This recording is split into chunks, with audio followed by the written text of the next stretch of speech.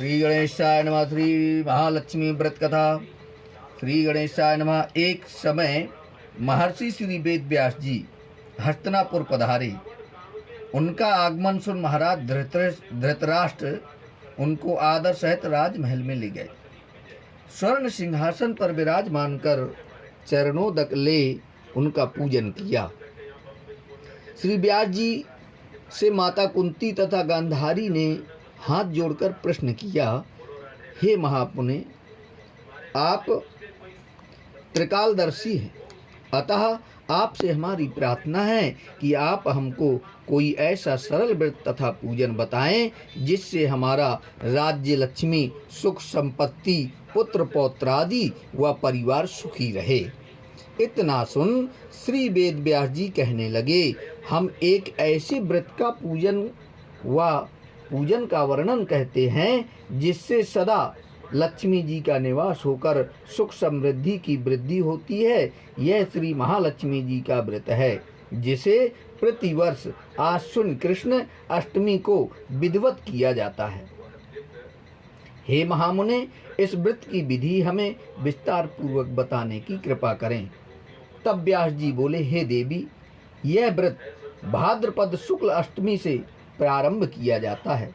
इस दिन स्नान करके सूर्य सूत के धागों का डोरा बनाएं, उसमें सूर्य गांठ लगाएं, हल्दी से पीला करें। प्रतिदिन सूर्य दूर्वा से सूर्य गेहूं डोरे को चढ़ाएं। आश्विन यानी क्वार कृष्ण अष्टमी के दिन उपवास रखकर मिट्टी के हाथी पर श्री लक्ष्मी जी की प्रतिमा स्थापित कर विधि पूर्वक पूजन करें। इस प्रकार श्रद्धा भक्ति सहित श्री महालक्ष्मी जी का व्रत पूजन करने से आप लोगों को राजलक्ष्मी में सदा अभिवृद्धि होती रहेगी।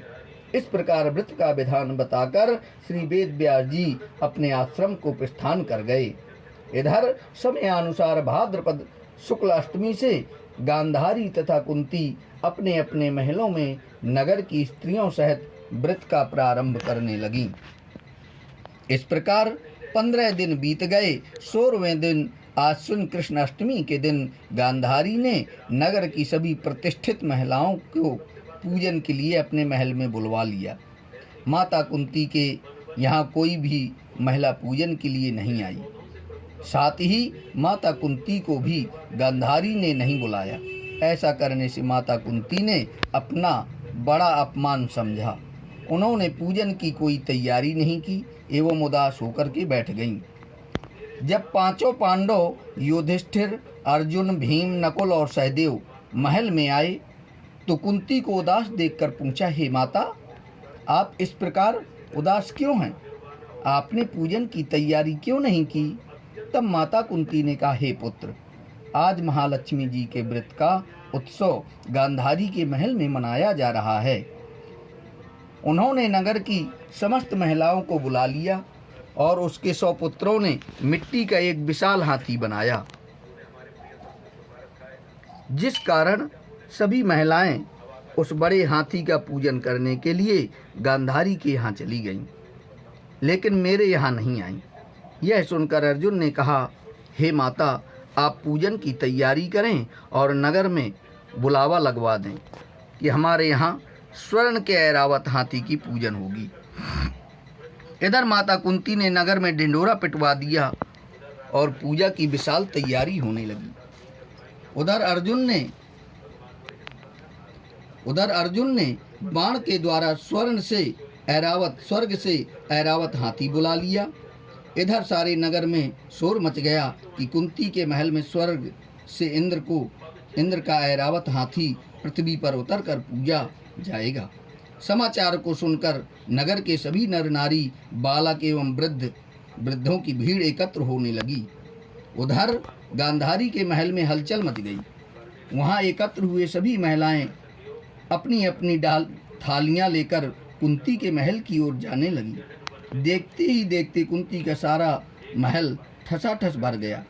माता कुंती ने ऐरावत को खड़ा करने हेतु अनेक रंगों के चौक पुरवाकर नवीन रेशमी वस्त्र बिछवा दिए। नगरवासी स्वागत की तैयारी में फूलमाला, अबीर, गुलाल, केसर हाथों में लिए पंक्तिबद्ध खड़े थे।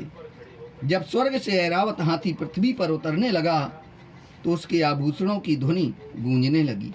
ऐरावत के दर्शन होते ही जय जयकार के नारे लगने लगे। सायंकाल के समय इंद्र का भेजा हुआ हाथी ऐरावत माता कुंती के भवन में चौक में उतर आया।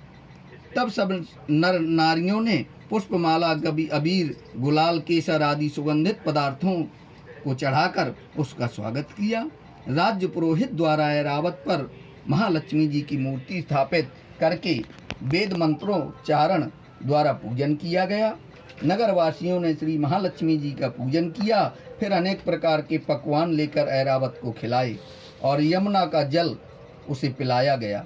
राज्य पुरोहित द्वारा स्वस्ति वाचन करके महिलाओं द्वारा महालक्ष्मी का पूजन कराया गया।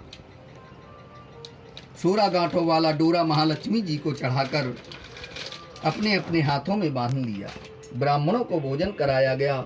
दक्षिणा के रूप में स्वर्ण आभूषण, वस्त्र आदि दिया गया। तत्पश्चात माताओं ने मिलकर मधुर संगीत लहरियों के साथ भजन कीर्तन कर संपूर्ण रात्रि महालक्ष्मी व्रत का जागरण किया। दूसरे दिन प्रातः जलाशय में महालक्ष्मी जी की मूर्ति का विसर्जन किया गया। फिर ऐरावत को विदा कर इंद्रलोक को भेज दिया गया। इस प्रकार जो स्त्रियां श्री महालक्ष्मी जी का विधि पूर्वक व्रत एवं पूजन करती हैं, उनके घर धन धान्य से पूर्ण रहते हैं तथा उनके घर में महालक्ष्मी जी का सदा निवास रहता है। महालक्ष्मी अखंड निवास करती हैं। इस हेतु महालक्ष्मी जी की यह स्तुति अवश्य बोलें। महालक्ष्मी नमस्तुभ्यं नमस्तुभ्यं सुरेश्वरी, हरि प्रिये नमस्तुभ्यं नमस्तुभ्यं दयानधे, महालक्ष्मी च विद्महे विष्णुपत्नी च धीमहि तन्नो लक्ष्मी प्रचोदयात्। मरणीं सुवर्णरजतस्रजां चन्द्रामरणमयीं लक्ष्मीं जातवेदो महावः, तामावह जातवेदो लक्ष्मीमनपगामिनीं, यस्यामरण्यं विन्देयं गामस्वं पुरुषानहम्, अश्वपूर्वामृतमद्यामर्तिनादप्रमोदिनीं, श्रियं देवीमुपवये श्रीर्मां देवी जुष्टां, काम सोष्मितामरण्यप्राकारामार्द्रां ज्वलन्तीं, तृप्तां तर्पयन्तीं, पद्मे स्थितां पद्मवर्णां तामिहोपावये श्रियं, चन्द्रां प्रभासां यस्या ज्वलन्तीं, श्रियं लोके देवजुष्टामुदारां, तां पद्मिनीं तरणमहं प्रपद्ये, अलक्ष्मीर्मेणस्य तां त्वां वृणे, आदित्यवर्णे तपसोऽधियातो वनस्पतिस्थो वृक्षोऽथ बिल्वः, तस्य फलानि तपसानुदन्तु, माह्यान्तरायाश्च बाह्या लक्ष्मीः, उपैतु मां देवसखा कीर्तिश्च मणिनाशः, प्रादुर्भूतोऽस्मि राष्ट्रेऽस्मिन् कीर्तिमिद्धिं ददातु मे, क्षुप्तिपाशामलां ज्येष्ठाम् अलक्ष्मीं नाशयाम्यहम्, अभूतिमसमिद्धिं च सर्वां निर्णुद मे गृहात्, गन्धद्वारां दुराधर्षां नित्यपुष्टां करीषिणीं, ईश्वरीं सर्वभूतानां तामिहोपावये श्रियं, मनसः काममाकुलं वाचा सत्यमसीमहि, पशूनां रूपमन्नस्य मयि श्रीयश्रेतां यशः, कर्दमेन प्रजाभूता मयि संभव कर्दमा, श्रियं वासय मे कुले मातरं पद्ममालिनीं, आपः सृजन्तु स्निग्धानि चिक्लीतवस मे गृहे, निच देवीं मातरं श्रियं वासय मे कुले,